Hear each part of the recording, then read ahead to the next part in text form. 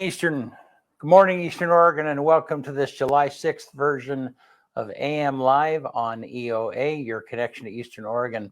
And don't forget, we're on Roku. Yeah. How are you, man? First Friday. Yeah.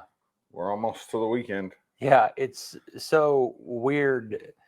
Had the 4th of July break in the middle of the week, and so I'm like totally. Yeah, it just crushes the whole week, huh? Yeah, like, I'm there's totally no point out in having of the sync. week. I have no We idea. should have just stayed at home. That's what I say. I know that's what you 4th of July was fun though. But yeah, you worked on the 4th of July. Yep. Yeah. I mean, that's normal around here. Yeah. We went out to Buffalo Peak and streamed the fireworks, and Benny and I Benny, let me give him credit where credit's due, got footage of all the events that were going on. We'll probably release a little, montage of that in the next week or so. The fireworks were pretty good. They were, yeah. Yeah, they weren't bad. We've been out of town in the past on the 4th of July, and that was a great event. Yeah. I mean, we were sitting right down in front of the clubhouse, and perfect. I mean, it was just beautiful. This is the first year where they did VIP and had a bar, and they fed the sponsors and everything. A funny story, and not to bash on the food or anything, but we were all sitting down eating, and I thought it was pork, right, at first. Yeah. And then somebody that I was sitting with said something about it being possibly turkey, and I don't like turkey. And then all I could taste was turkey. Yeah. So it was like, oh. But I don't know what it was. It might have been a combination of meats or something. It definitely wasn't pork when I came to think of it, though, because it wasn't fine enough. Yeah. It was like, it was like turkey or chicken, I think. Well, the VIP tickets that we had were nice, and that was the biggest advantage, was being able to drive your car to the top. Yeah. But it didn't matter. You could sit anywhere. Yeah. I mean, that was like, and so it was like, I mean, every knob, I mean, there were just lots of places for people to sit to have a totally unobstructed view of. Yeah. Dana gives us the VIP on top of the VIP. Yeah. We get a golf cart. We drive all the way up to the very top. We saw a rattlesnake up there. Yeah, there was a rattlesnake. I've only ever seen one rattlesnake besides that ever out there. I've seen some bull snakes, but there was a rattlesnake right across the path in front of us. That's why this time of year you don't go looking for your ball when it goes out in the tulies. Just let it go. Yeah. It's not worth the $2 or whatever, $4 for the golf ball to get bit by a rattlesnake. Yeah. But big thanks to Buffalo Peak. They sponsor my sports show. This is Dana's brainchild, this Thunder at the Peak, and it's growing and it's getting bigger and bigger, and he's done a great job with it. And I can't imagine it not even being bigger next year.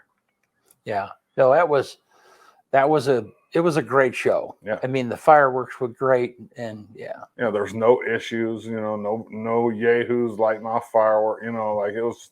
Yeah, it's very well. The SAR, Union County Search and Rescue, goes out and pretty much controls the area and, keeps people a certain distance away, make sure there aren't people openly consuming alcohol. You can go up to the bar, which is the clubhouse, and have a drink, but they don't want, and they do a great job. Really, really. So it's turning out to be a really cool event.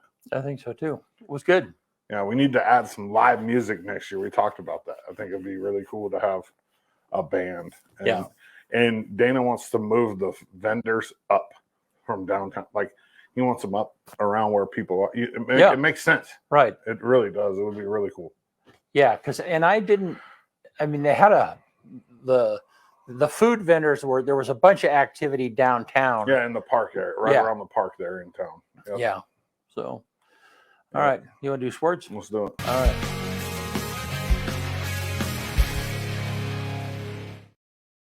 Sports is going to be really quick. The 12U girls play this weekend in the state tournament for softball in Portland.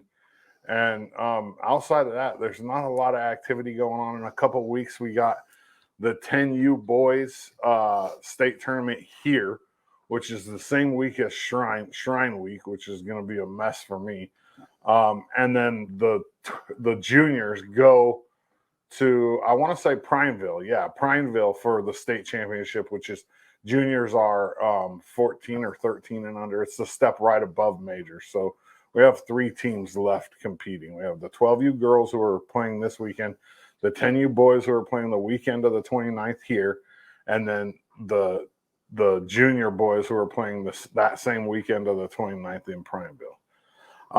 Yes, so when we talk about Shrine, we got, 2 weeks from Saturday? Mm-hmm. I sat down yesterday with the East head coach, and this is his 3rd time being involved with Shrine. He was the head coach 2 years ago in our first year doing it. So I already knew him and had a relationship, but I sat down with Mazama head coach and head coach of the East, Vic Lease, yesterday. Here's a little clip of that. Shrine, I mean, it's coming up. We're 3 weeks away. What's the one thing you're looking forward to the most about Shrine Week? Oh man, there are so many things I look forward to, but I enjoy besides the developing the relationship with the boys. That's got to be right below this is also the relationship with the coaches. I just being able to sit down and talk about football and with some high caliber coaches, that know the game and how they're doing things, how I've taken a number of things that I have seen that I've gotten out of the Shrine game and installed it into my offense or defense or my special teams, in different circumstances that I've sat down with coaches and talked about. I really enjoy that. I really enjoy seeing just the love of the game. That how it changed lives and everything else. That's how it affected me. But it's really close second. I mean, is the relationship that I build with these young men. They later on down the road, when I run into them or whatever, and shaking their hand, looking at them and seeing the men that they've turned into, that's just something that, I'll carry with me the rest of my life. Those relationships, I have friends now all over the state that I didn't have before because of the Shrine, the whole Shrine experience. And, that's what I look forward to more than anything. Vic there, he's the head coach of Mazama, who's in the 4A, same as the Grand. They were number 1 in the state pretty much all year last year, and then they ended up losing a rematch against Estacada in the quarterfinals. But they were that team was tough. He's bringing 2 of his guys that were really good, the state defensive player of the year. Vic's, he's got a plethora of knowledge, and the crazy thing is he has very similar background as me. He comes from San Diego. His parents moved him to Oregon when he was a kid. He went to Western. He went to Dallas High School. Oh, really? Where my kids go. Where my son will be a senior next year. So it's crazy the stuff that you find. He knows a lot of the same people that I know from over there. And it's crazy the stuff that you find out about people when you actually sit down and talk to them. And that's the best part about my job is I get to know these people that I would never, get to know if it wasn't for what I do. And, yep, I totally agree. It's awesome. And on top of that, now there's all this knowledge that it's almost like having my own Wikipedia of sports. Really. Right. I mean, I can call so-and-so if I have a question about this or so-and-so. It's really cool. Anyways, that's all for sports for today. All righty. Cool. Thank you. This episode today is brought to you by Valley Insurance in downtown LeGrand. Be sure and check them out. They are in the old Umpqua Bank building downtown there, and great group of people. And Matt and Joel, the owners of that business, are very involved in the community. So be sure and check them out. We're going to be doing some videos about their business in the near future. So, all right. Well, today it's a pleasure to have LeGrand School Superintendent. Yeah. Weather. Oh, yeah. Sorry, I'm like rushing right on, man. Yeah. Okay. Thank you. It's going to get up to 90 today. I'm okay with that. I got air conditioning. My new air conditioner, it's golden. It keeps it like 67 in there, like the whole house, just one 14,000 BTU portable air conditioner. Yeah. And it keeps the whole house like 67 degrees. It's beautiful. Yeah. So Friday is going to be 90. Saturday. Yeah. So it's going to be warm, warm and dry next few days. Yeah. And look outdoors here for a minute. As long as it's dipping down into the 50s at night, it's manageable, right? Yeah. So it's nights when it stays like 70, 80. You know, July 3rd was the hottest day ever recorded on Earth. Really? Average. Yep. Like average? Ever.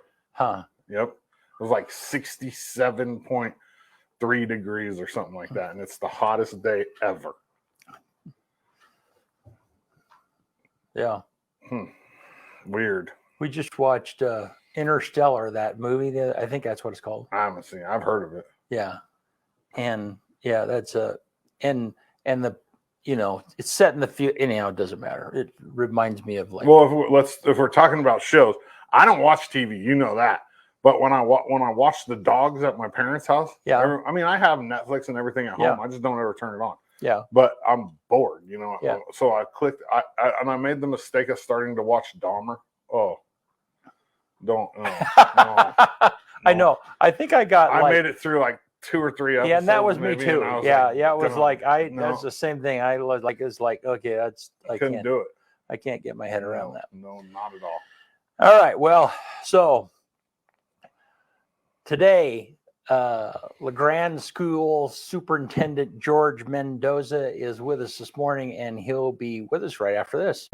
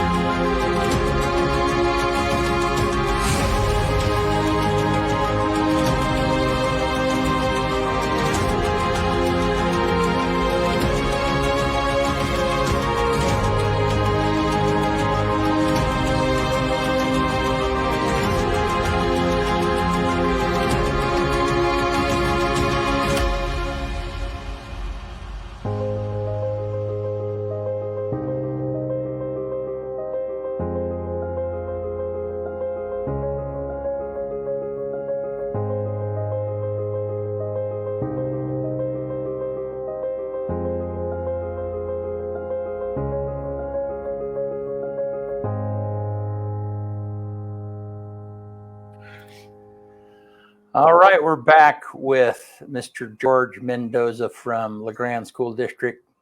How are you, man? Doing well, Brent. Good to see you. We originally had you scheduled on the 4th, yeah, and it was so funny because it was at the beginning of the year when I did all that, you know, and I was just looking at. I had made a grid with, made my own calendar, and I didn't even think, well, we're not going to do a show on the 4th, but it just anyhow. So thanks for being flexible and moving in a few days. Yeah. Yep. Do you guys do you guys have the same schedule as teachers? Like, do you get a summer break? Superintendent has a completely different schedule. It's a I was year round. wondering about that. District office has more of a year round. They do have words called like no contract days. So they might have a 225-day schedule or 224-day schedule, and then they have non-contract days.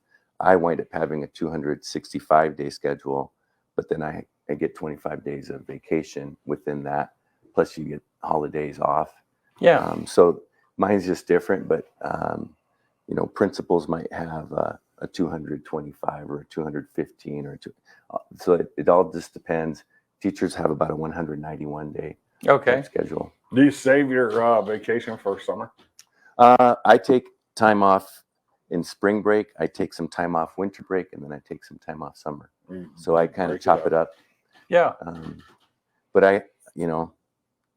I find ways to take Fridays off and Mondays off in the summer. So it's like a 4-day weekend for me, which feels like a nice little vacation. Right.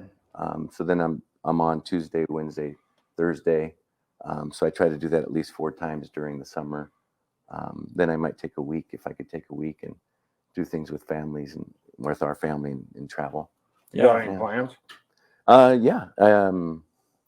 So we'll do it like 4 days going to Boise, 4 days going to Seattle because we have family in Boise area and Seattle area. And then we're going to do 1 week in Central Oregon. I go to Sun River typically. I really like that area. There's a resort there, and you can hike, you can ride bikes, you can golf a lot. That's what I do. You can play pickleball, play tennis. You don't have enough gray hair to play pickleball, dude. Oh, You have to have at least like 74 gray hairs to play pickleball. They're coming. You know, it's funny because every time, I mean, pickleball is a big deal outside of LeGrand, and it's becoming more and more of a big deal. Yeah. In LeGrand, and every time I see Stu, it's like, "What about pickleball?" And he's like, "Yeah, it didn't even show up on our survey." You know, he's like, "Didn't even show up on our survey." So pickleball is actually really fun. I've played it. It's fun. It is. I enjoy it. Yeah, I enjoy it. So, well, good. So, what do you have any hobbies? Do you have anything that's like totally outside of, I think of, if we're going to talk about hobbies or even like balance, work-life balance, I think almost everything for me at times is like, I enjoy eating food. I enjoy barbecues. I enjoy making food once in a while. So anytime I have time to do stuff like that, I think about that. I love golf. So almost every morning, if I can, I'll wake up at 6 o'clock and go golf, or 6:30 and golf. Play 9 holes. That'll be like my walk and my exercise. Put in 3 miles, and then go into work. So I try to do that. Walking my dog, or even if I don't have my dog, I live up on South 12th Street. So I walk up Glass Hill, and I'll go up to the 2nd or 3rd gate, and again that'll be about a 3-mile walk, and get up there. And there's been times where I've walked all the way around to Morgan Lake Road, and it's like a 12-mile loop.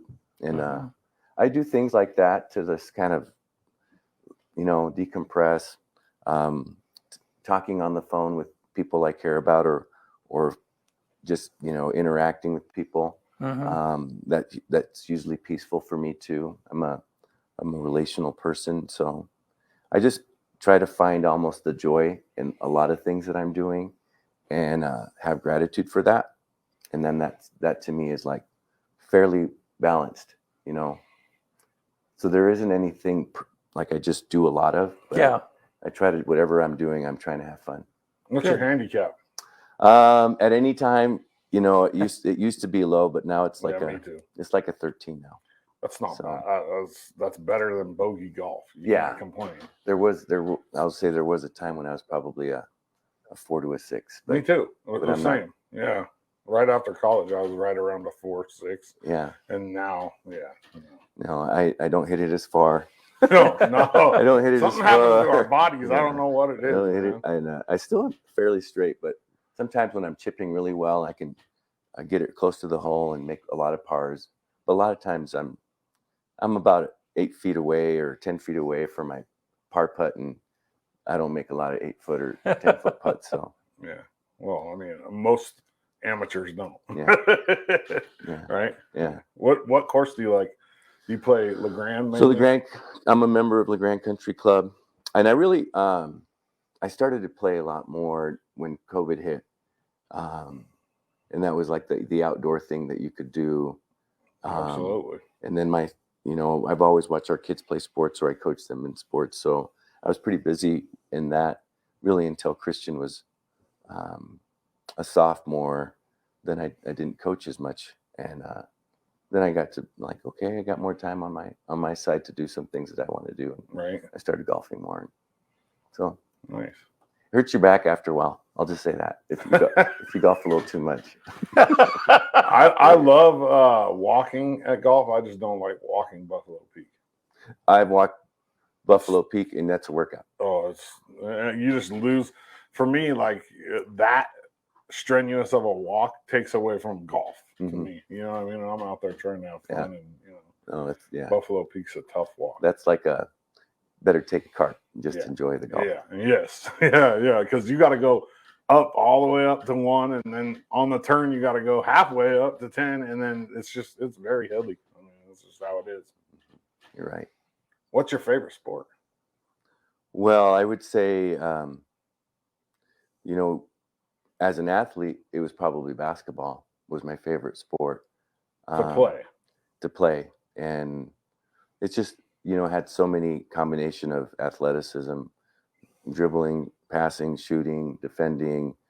There was a time where I'll just say 80 pounds lighter, and I could just do a lot of things that I really wanted to do in terms of sports. And football was probably a sport that I was very good at, but basketball was my one that, like, man, I love playing this game. But I'd say now that we're older, I have a get to mentality. And so usually I'm just happy, I get to play golf. I get to drive that ball and see where it goes. Yeah. I get to make that chip, or I get to make that putt, or I get to spend time with friends, or I get to enjoy that moment, so when I get to do that, I'm happy. When I get to shoot shots, there's a lot of times in the mornings where I have a workout in basketball, and I have to make at least 120 shots going back and forth. And then I have to do burpees. And so I'll just say I get to do those things. And a lot of times it's like, this is good. This is good for my body. This is good for my mind. I enjoy still being athletic. And so I find peace in a lot of those things. So now, do you have where do you shoot baskets at? Do you at Willow? I was going to say there's a gym there. Yeah. It's probably not used very often. No, it's not. Yeah, it is, but it's not used very often, especially in the morning. Right. So at 6 in the morning, 6:30 in the morning. Nobody's there. Yeah. Yeah. And you could, it's back to like, you get to go to a gym, dribble, shoot, do, push-ups, do burpees, do crunches, and get a workout. And then, then that's, to me, that's special. Not everybody gets to do those types of things. Not that I think in that way, but it's like I get to have activities that I think are fun or helpful to me, that help me stay refreshed or renewed. So what is it that you really dislike doing? What is it? I mean, because you have this really cool vibe, and I know your story of you weren't always that way. You overcame some anger issues and stuff when you were younger, and so on and so forth. So what are some things that are like, okay, that still is like a real challenge for me? I don't know. I'd say the more you know me, or the more you know that I love you and I care about you, and then we're not going in the same direction, that might create a little more pressure from me to like get you to know that I'm irritated, or to get you to know that I want you to change, or to get, and I probably don't have as much patience for people that I really love or care about at times. If I think they get to see the George that is a little bit more pushy, or the George that gets a little bit more frustrated. Mm-hmm. And I don't know if it's back to like my childhood. I don't know if I like me when I'm in that state. Right. Because I want to be kind and I want to be loving and supportive. But at the same time, I feel like if I've given you opportunity 1, opportunity 2, opportunity 3 to do things better and you haven't done it, now I'm a little more like I've already tried to be, so I would say if I'm in enough of that, but I would probably say if you've tried to hurt me or harm me, whether it's professionally or personally, and I've had enough of it, I don't know if I like those meetings. Yeah. To me, I would just say I might be polite or respectful, but I'm probably not going to be, super excited about that meeting. I'm not going to like be as overly flexible or adaptive. The more that I feel we're trying to collaborate and do things well together for the sake of all and following rules and laws, I think more flexibly, adaptively, or collaboratively. But the more I feel like you're just trying to alter or change or really go after things, then I'm a little less, I don't know anybody that likes those meetings. I mean, I don't like the meetings where somebody there's like major problems. That's never fun. But I would go back to like most of the time, like I deal with problems. Most of my life is so I don't necessarily I don't mind meetings because I think that's what communication is the key to all understanding. That's Norman Vincent Peale. 100%. You have to communicate. You have to figure it out. You have to want to work it out. And so that naturally I do. Mm-hmm. And I think that's part of the journey, right? You got to figure it out. You got to work together. You got to find a common ground or see where interests are aligned and then try to make things better. And that's normal. So I don't mind having tough meetings, but when it becomes a very adversarial meeting and I know that it's just like this, I would just say I usually get to I don't like that. So. Well, and I think, part of the dynamic, because I've been in leadership roles, the owner of a business and so on and so forth, and you have a certain amount of control and influence over the world, the school district that you're managing, and there's a certain amount of power that comes with your position. But when you go home, you're just George, you're just Brent, and so with family, you have to negotiate, you have to compromise, you have to, it's a totally different dynamic. How do you navigate? Do you share that struggle? Is that sometimes okay, I gotta leave the superintendent hat at the door? Yeah, it's a different role. Yeah, no, definitely. In terms of I would just say I'm a loving, caring person. And I think that's my natural state of being with a lot of people, whether it's in professional settings or at home. But at home, I'm probably more of a little bit more interested in seeing their development and talking in loving ways and seeing where I can nurture, but also pushing or coaching where I can see growth and looking for growth. But our kids, they don't treat me like I'm the superintendent. Ava has no problem telling me she's not happy about something or she doesn't like something or she wants me to do something. And same thing for my family. They're really good at telling me to clean up something or to help with something or to do this or to, and think about because my state is typically fairly caring or loving, if I'm not happy with my children, I can just raise my tone or just give them a look. And I think for Christy, to her, it's your tone or when you get sharp, it just melts, our kids, or it just melts people because they're not used to that. And when you get sharp with people, it's like they don't know what to do. Yeah. And so there's that happens, I'd say. But my kids, I'd say treat me like any parent would get treated. If they don't necessarily love what I'm saying, they can tune me out. If they don't agree, they'll let me know. Yeah.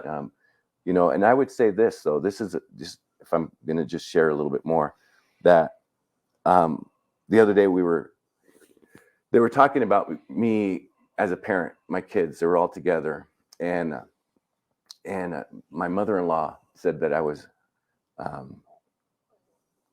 like basically demanding, or that I expected perfection. And I thought, like, I never thought, I mean, I was probably demanding, but I didn't expect perfection. And so I asked my kids, so how was it? Right. And they were like, no, you were really loving, big heart, you know, you're a very caring person, you're a great dad, very positive, blah, blah, blah, blah, blah. But when you weren't happy, you know, we would feel it, you know, and you would put pressure on us to do better. And but that's normal, like, that's good. Right. And then I just reflected that, yeah, I'm probably a lot like that. Like, the more you know me, I'm going to be loving and kind and supportive, and I want to serve, blah, blah, blah. But if I don't think we're going in the right direction, I'm going to be a little bit more pressury for things to change in a direction that I think is better. And you'll feel that too. Yeah. And that's probably, I think that part of the problem with the world we live in today is there's not enough of that. There's not enough of that, like, in between not only family members but friends, coworkers. Like, hey, here's the expectation. Let's go. You know, like, I just don't think there's enough of that going on in the world today. I would tell you this. I learned this about 20 years ago, and it was a professional development thing that I went to, and they talked about change, or changing a little bit of, and one of them was like, you know, people need pressure and support. So for you to grow, you need some pressure, but you need us to be kind and supportive and flexible and adaptive at some level, or at least give you the resources, give you the training, give you the skills, but you need pressure. Yeah. And straining a relationship is a normal thing to ask for people to change. And sometimes it's like, that's not okay. I need better. I need more. You're cheating me. You're not doing this.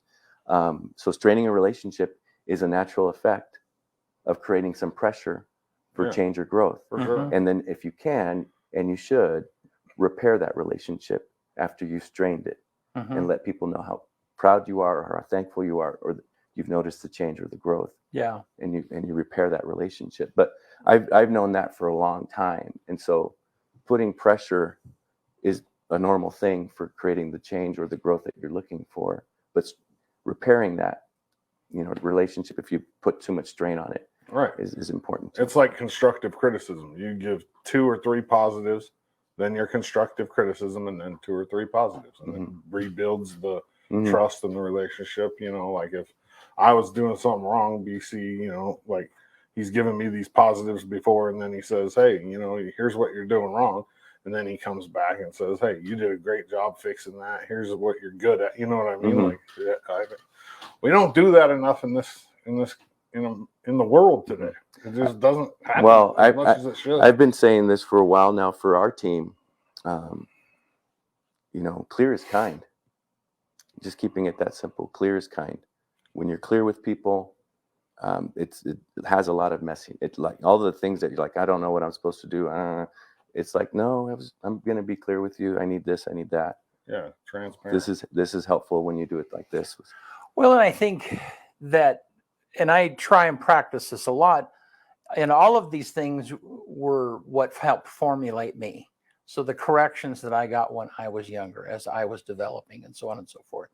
And so then how I saw it mentored to me, then I realized the benefit of, like, if I was corrected in some manner as an employee, it was uncomfortable, but it gave me a chance to grow. It gave me a chance to fulfill that person's expectations, which, if I'm working for someone, that's kind of the goal, And so, but I try and catch something early. So if I can see that someone is going in the wrong direction, so rather than it becoming a huge deal down the road to correct, or you look for something that's happening in the right direction, and you, like, super affirm that.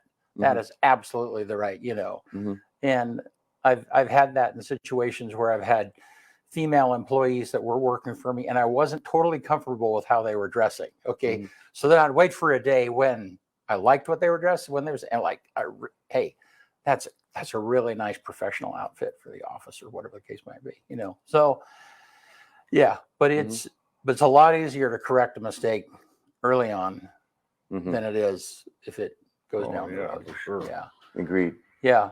I might even say, I know for me, it's probably, when I'm just say leading at times, I'll start, or even when I discipline, I'll start more strict and then I'll loosen, but I don't go from loose and then try to get strict.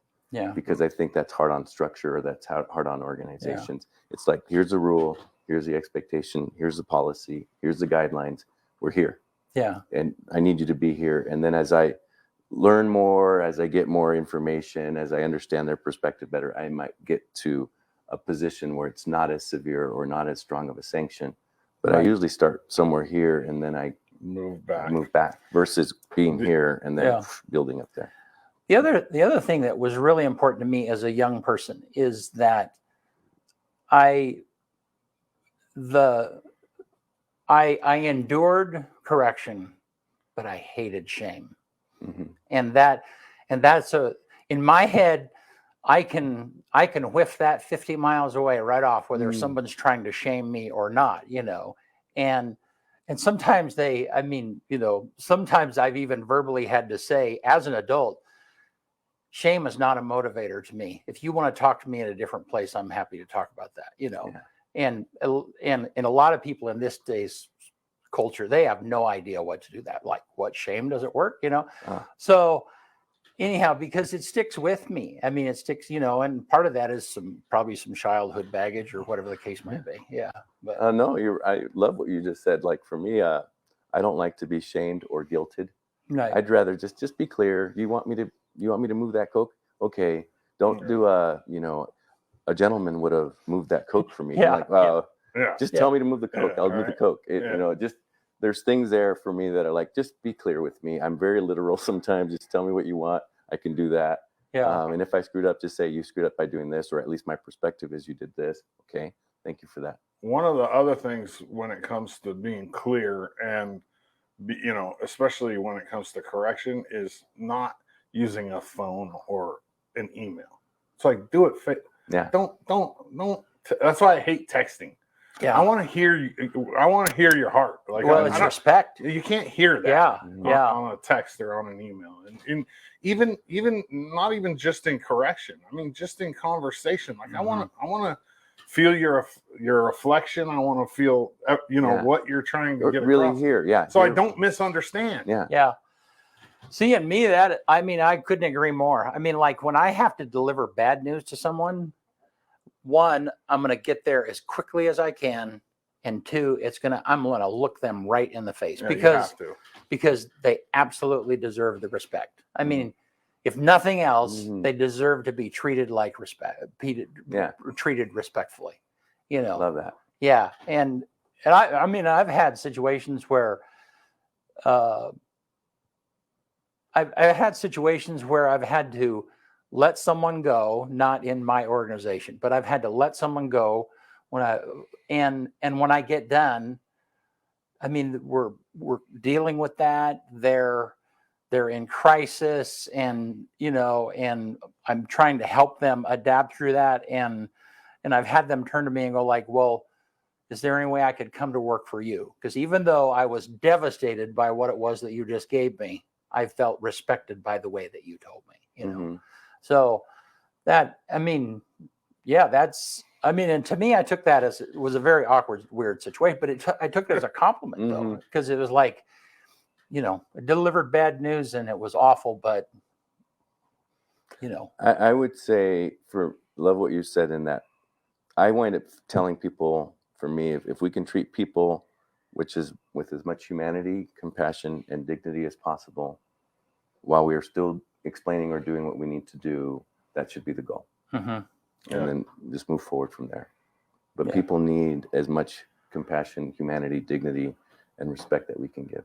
Yeah.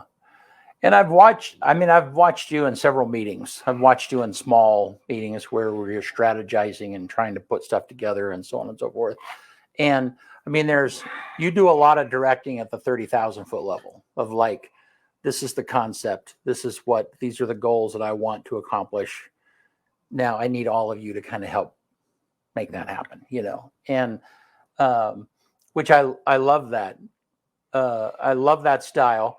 But at the same time, when you don't have a team to do that, and you've been in that position too. I mean, if you don't have a team, it's like, you're talking to yourself. It's like, okay, what part of that am I going to do? Yeah. So, yeah. You're right.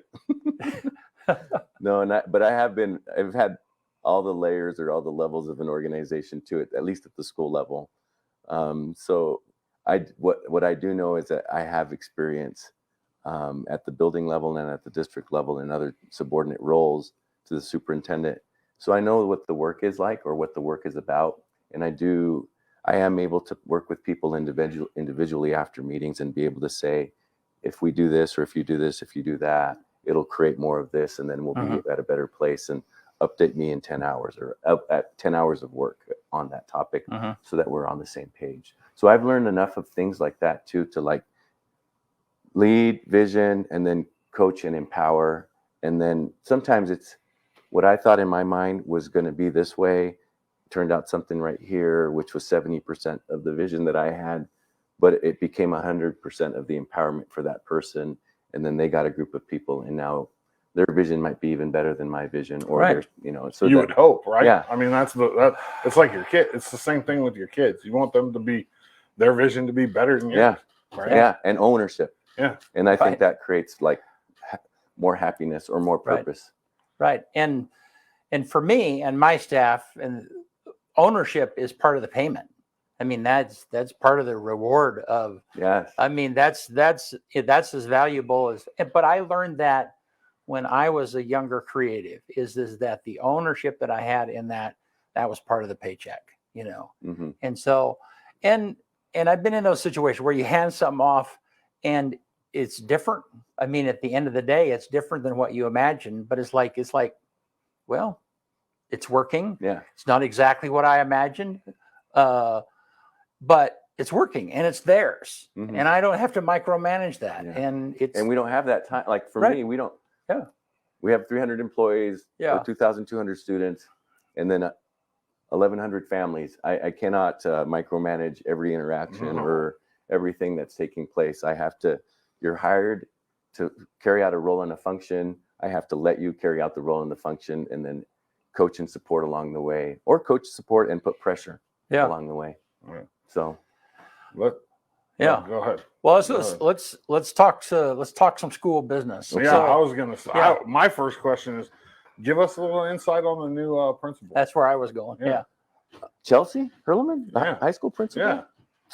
I'm gonna just say, proud of her. I think she is smart, talented. I think that she can make things happen that she puts plan or purpose towards. So when she wants to help to create a better climate, she takes action and strategy towards that. She did that very well at the middle school. She was able to make more people feel involved or included, or build a better culture.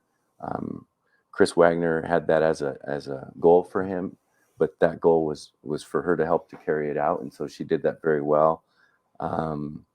She's pretty understanding and empathetic. I think she also holds the line. So she's kind of need you to be here, need you to do this, carry out the expectation.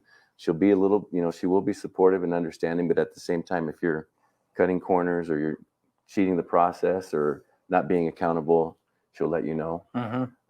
So she is kind of an achievement-oriented person, a task-oriented person.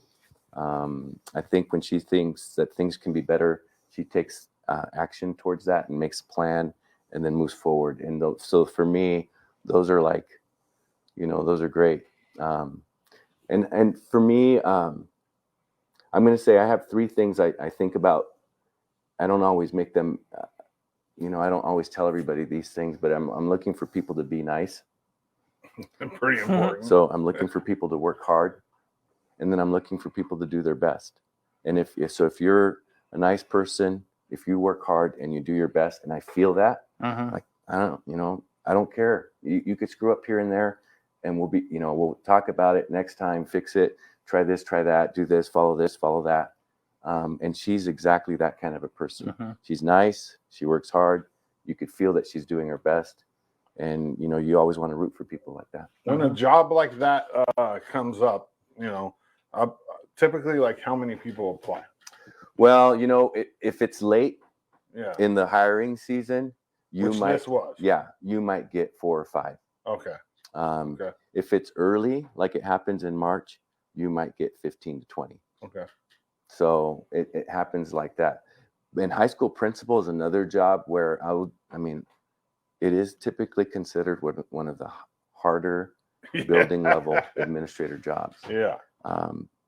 Problems that happen there can have legal consequences or significant legal consequences. So I'm just going to say there's a kindergarten problem and then there's a high school senior problem, and they're not the same, Totally but they're, different. you know, Right. but developmentally they're different and all that stuff too. But from a legal perspective, one's treated more like an adult, one's still treated like an adolescent. Yeah. And so the pressure and the stress, the graduation, the kids being able to move on with their lives, the way kids interact is different. The way kids interact with teachers is different.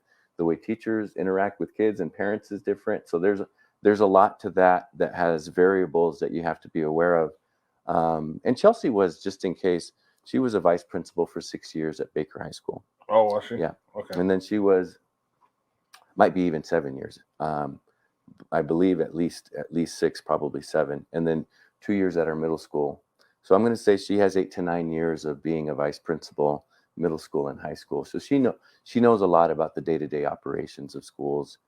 She knows a lot about, I'll just say, staff needs and student needs and family needs in that realm as well.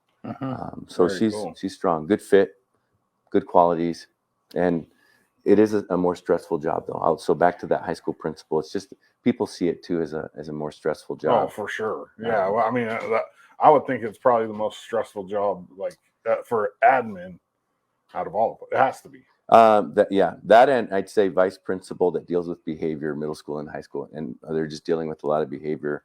They got irritated or frustrated kids, or irritated, frustrated teachers, and potentially, and people also collaborative and happy, but at the same time, and then irritated, frustrated parents too. So sometimes it's like a really and you're just feeling a lot of it. So I did that for 5 years of my life, and that was fine, but it was good growth and that was good too. But those are tough jobs if you discipline.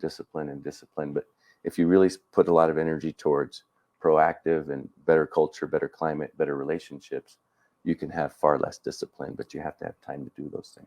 Yeah. I would think that one of the pressures that a new principal would deal with the most is getting his head around the staff that he's inherited. Mm-hmm.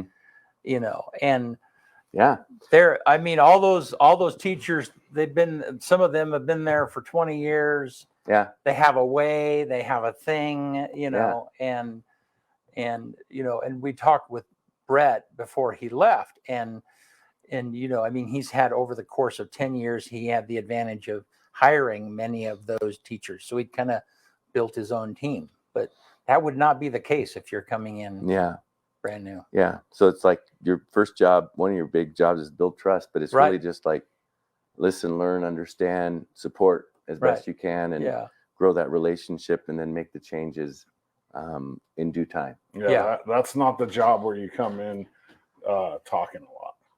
You come in listening a lot. As much as you can. Because change takes some relational capacity. Right.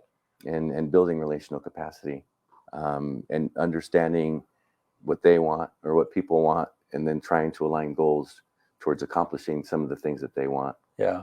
As well as moving forward the work with kids, or the achievement growth for students, or the graduation growth for students. Yeah. So, hey, and if you have questions of George, be sure and put them in the comments right now. Don't ping me later with some obscure question that you could have asked now. Yeah, Cody. Yeah. Guess what meat is on that sandwich? That's what he's talking about, that sandwich. The fireworks. Yeah. So you should have made it a game. Yeah. So tell us about the building projects. I mean, it started on the junior high Wildcat. Is that what it's called? Wildcat Center. Wildcat Center. Yeah. Yeah. So you got Wildcat Center going.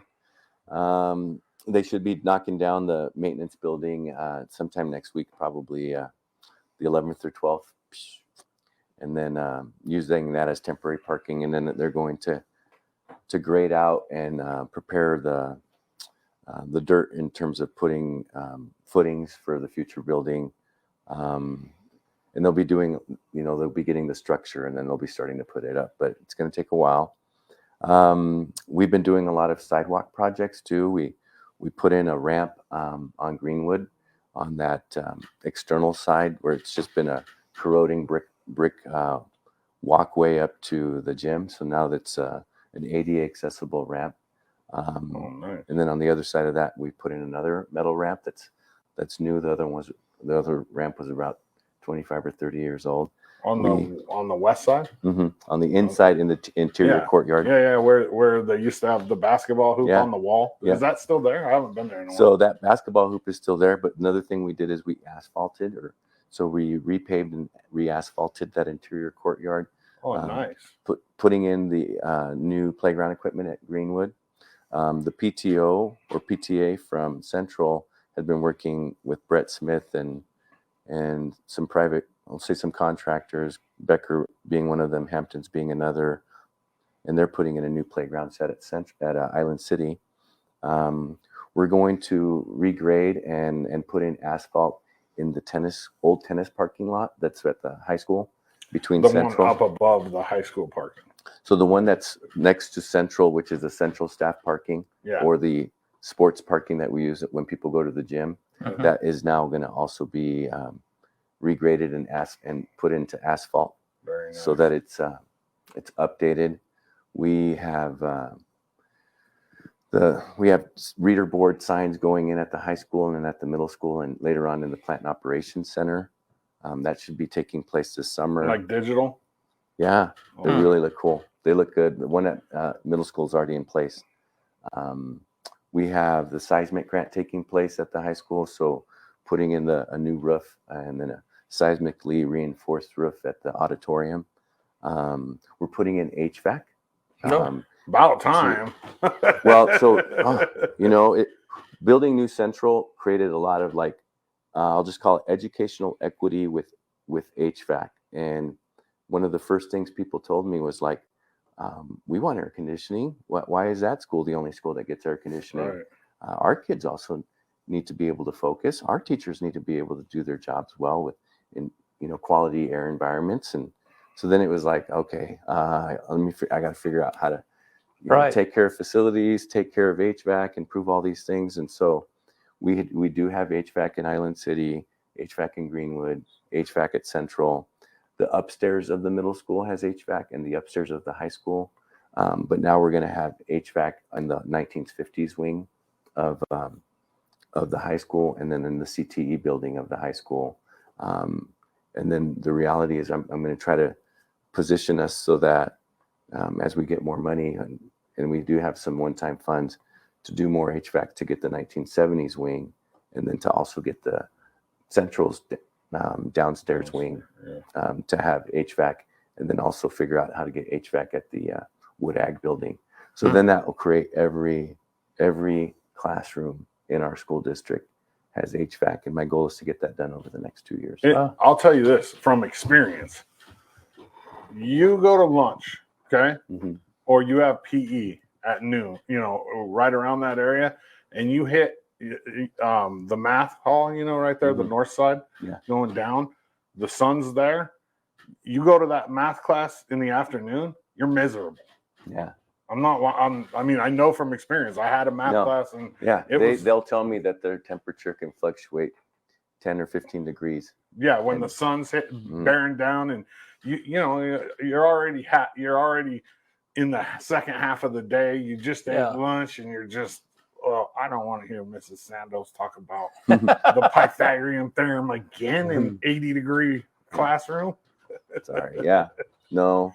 So, and for me, it's been a goal to I do think in equity in that sense of making sure that everybody has equal access, equal opportunity. And when I need to remove barriers or obstacles, I try to do those things as often as can. And then to apply resources that we have to make the whole system proportionate is a big deal for me.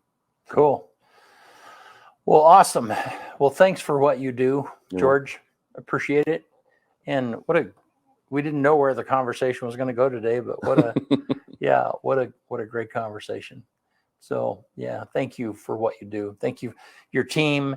I appreciate your responsiveness. I appreciate you listening. And we see that all the time. We see that in your staff.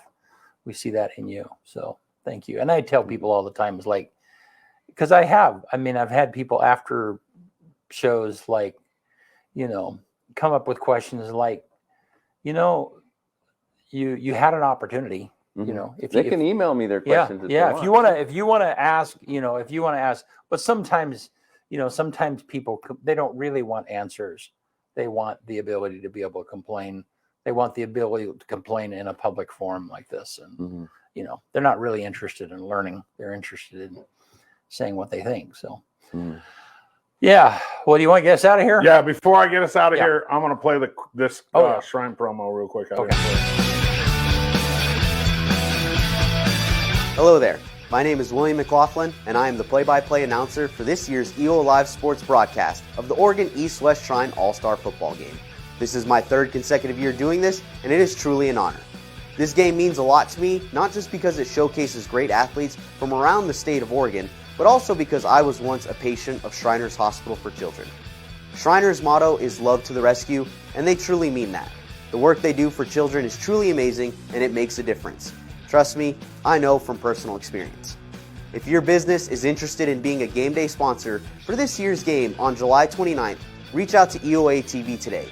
We offer multiple sponsorships, including game title sponsor, game sponsor, quarter sponsor, replay sponsor, and more. Consider being a sponsor today. Not only does it go to a great cause, but it's also a great way to promote your business throughout the region and on the only broadcast of the East-West Shrine All-Star Football Game. All right, let's get us out of here. Yeah. On this day, July 6th. Oh, hang on. We got a comment. Todd Gorham. Great leadership for the LeGrand School District under George Mendoza. Todd Gorham. What's up, Todd? How are you? All right, so let's get back to on this day, July 6th. 1776, the American Declaration of Independence is announced on the front page of the Pennsylvania Evening Gazette. 1785, U.S. Congress unanimously resolves the name of U.S. currency to the dollar and adopts decimal coinage. 1785. 1924, on this day, the first photo sent experimentally across the Atlantic by radio from U.S. to England. 1924, so almost 100 years ago. Wow. Yeah, 1928, the first all-talking motion picture is shown in New York, The Lights of New York. 1947, one of the most, probably versatile and important guns in history, the AK-47, goes into production in the Soviet Union. And a lot of people don't know that it's the AK stands for Kalashnikov. I don't know his first name, but it starts with an A. And then the 47 is because the gun was, made in 1947. I didn't know that. Yeah. 2016, Pokemon Go, the real-world mobile game by Niantic, is first released. Man, there's still people that play that. Yeah. It's crazy. It's crazy. And, okay, so the number one movie on this day 10 years ago, Despicable Me 2. I like all those Despicable Me movies. They're good. And then the quote for the day, push yourself because no one else is going to do it for you. Push yourself because no one else is going to do it for you. That's it. All righty. That's all we got. Good stuff. One thing I did, Eric Valentine is slated to be with us unless something changes on August the 20th. That's a Thursday. So it'll be good to have him with us and tell his story. We're trying to get some of the Boy Scouts that were a part of him rescuing him to remote in and be a part of that thing too. So and if you have any questions about Shrine or advertising, email us or message us on here. You can email, what is it? Shrine at EOAlive.tv. Yeah. Yeah, and then you go to 2 cameras. There you go. Yeah.